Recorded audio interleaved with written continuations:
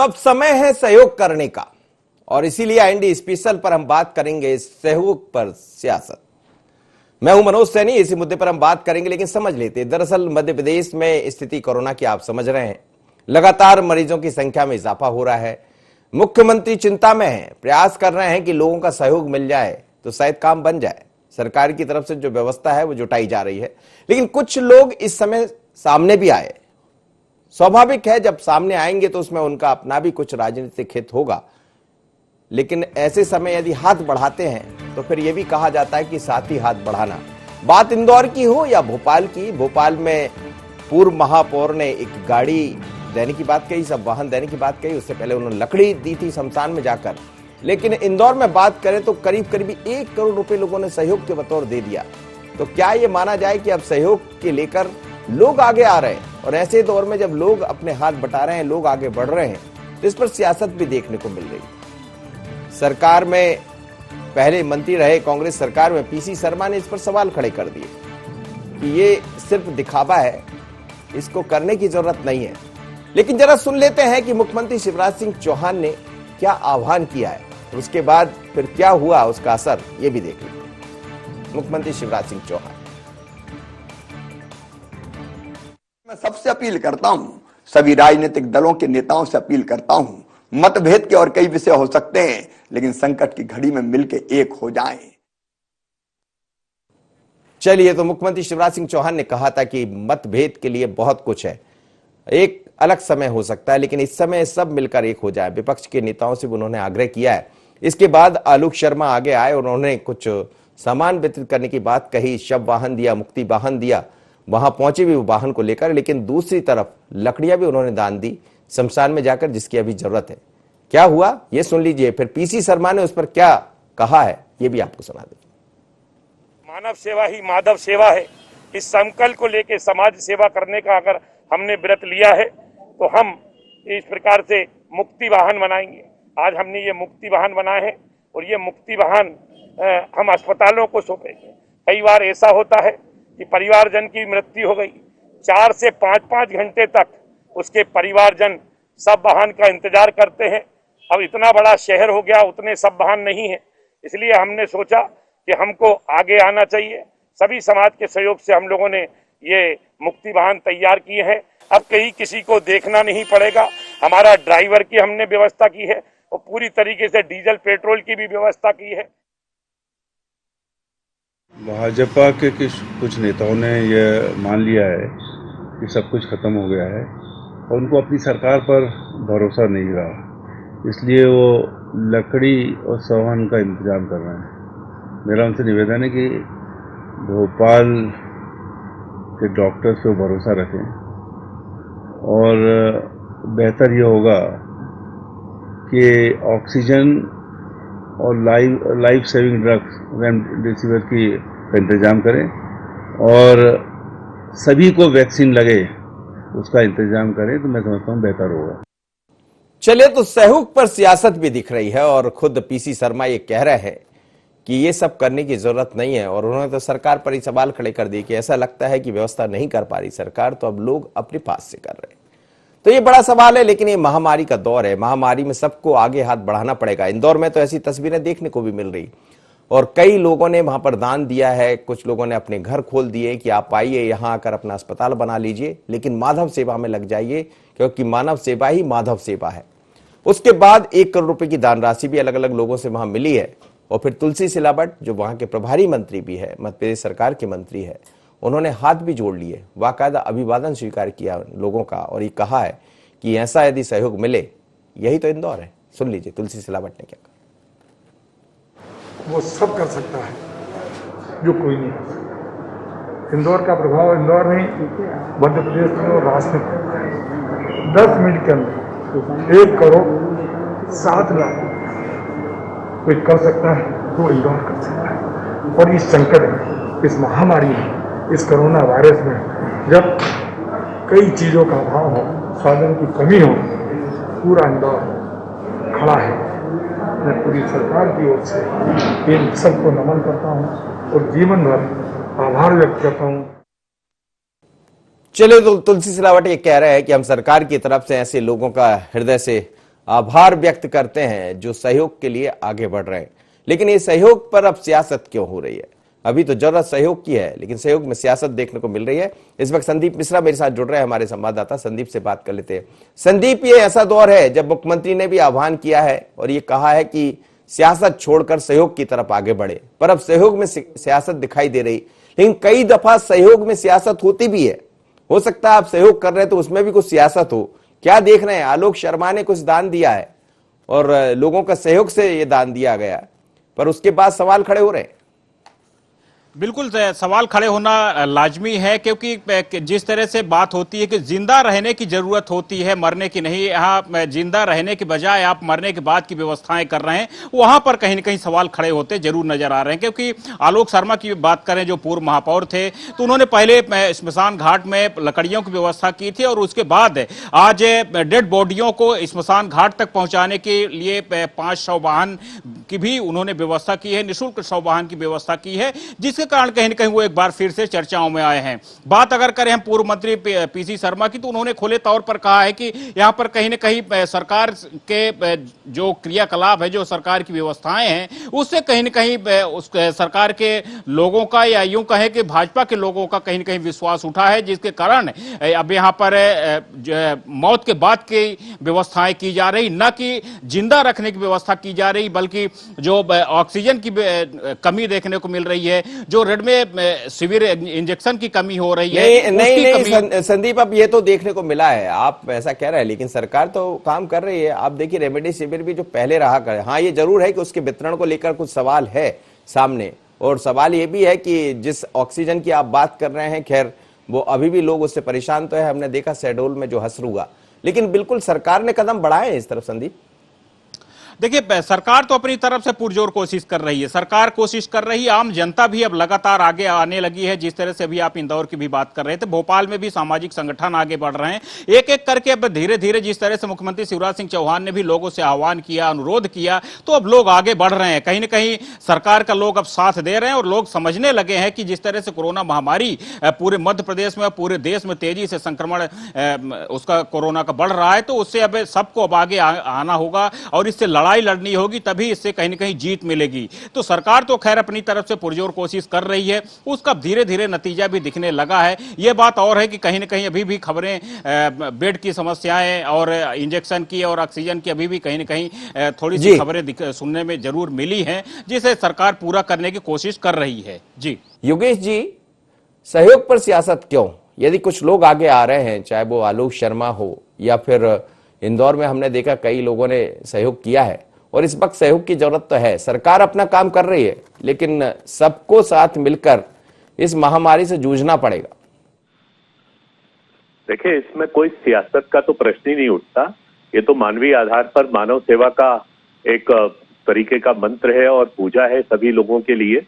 मैं आपसे पूछना चाहता हूं कि पीसी शर्मा जी के बयान में क्या गलत बात कही गई? पीसी शर्मा जी ने जिस बात को कहा है कि आप 5 शव वाहन यहाँ पर दे रहे हैं, इसके बजाय आप ऑक्सीजन के सिलेंडर बढ़ाते, रेमडेसिविर क्या बढ़ाते, या कुछ बेड बढ़ाने की कोशिश करते पूर्व महापौर जी। क्योंकि आप जानते हैं कि यदि आपने 5 वाहन दिए हैं, शव वाहन दिए हैं, तो मानसिक रूप से तो संदेश यही जाता है ना कि मौतों की संख्या बढ़ती जा रही है, और ये मौत को जिस तरीके से ये कह सकते हैं कि मौत के आगमन के लिए प्रतीक्षा है। आप इसके बजाय दूसरा कार्य कर सकते थे। अभी अत्यावश्यक श्रेणी में यह नहीं कि शव वाहन ही अत्यावश्यक श्रेणी में, अत्यावश्यक श्रेणी में अभी बेड है, ऑक्सीजन है, रेमडेसिविर इंजेक्शन है, तो प्राथमिकताएं अलग अलग होना चाहिए। आलोक भाई जो कुछ भी काम कर रहे हैं, उसको जो उनका जो ध्येय है, उद्देश्य, उस उद्देश्य में एक पवित्रता होना चाहिए। और आप जानते हैं कि साइकोलॉजिकल व्यक्ति पर कितना प्रभाव पड़ता है कि आप शव वाहन दिए जा रहे हैं, साहब 5 शव वाहन। दूसरी बात मैं कहूंगा कि कांग्रेस का जो अभी दृष्टिकोण है, आज कांग्रेस में मुझे इसलिए गौरवान्वित करने की बात है कि मध्य प्रदेश में इंदौर में कांग्रेस के विधायक ने सबसे पहले पहल की। संजय शुक्ला ने खाली चेक दिया, चेक देने के बाद कहा कि आप इतने इंजेक्शन मंगा लीजिए। आज हमें गर्व के साथ कहने में पड़ता, हम अपना विज्ञापन नहीं कर रहे हैं।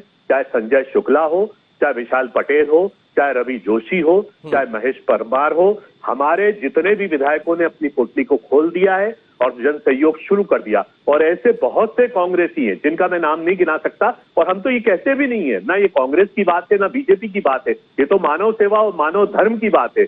आज इंदौर के अंदर आप देखिए इतने सारे जो साथ संस्था की तरफ से लगाए गए हैं, ये मानव सेवा का एक अद्भुत उदाहरण है। मैं वो पूछना चाहता हूं, सरकार को क्रिटिसाइज नहीं कर रहा हूं, क्या सरकार अपनी आत्मशक्ति को बढ़ाकर इस कार्य को जल्दी से नहीं कर सकते? राधा स्वामी सत्संग ने जो कार्य को किया, उस कार्य को सरकार के पास तो एक पूरा की पूरी मशीनरी रहती है, एक पूरा प्रशासनिक तंत्र होता है, तो इस कार्य को अपनी इच्छा शक्ति को जागृत करके चेतन जी मेरे साथ छोड़े। चेतन जी, सवाल ये है कि सहयोग किया आलोक शर्मा जी ने, और सहयोग में उन्होंने 5 वाहन दे दिए, मुक्ति वाहन।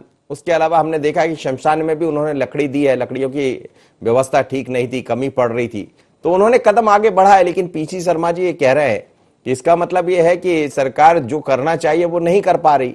बात भी सच है थोड़ी सी कि कुछ और चीजों की जरूरत है, जैसे रेमडेसिविर इंजेक्शन है या ऑक्सीजन है, और मुक्ति वाहन देने से कांग्रेस को ऐसा लग रहा है कि ये निगेटिविटी है। देखिए मनोज जी, हर आदमी की अपनी दृष्टि है और अपनी सृष्टि है और अपनी सोच है, इसके बारे में तो मैं किसी को कुछ नहीं कह सकता हूँ।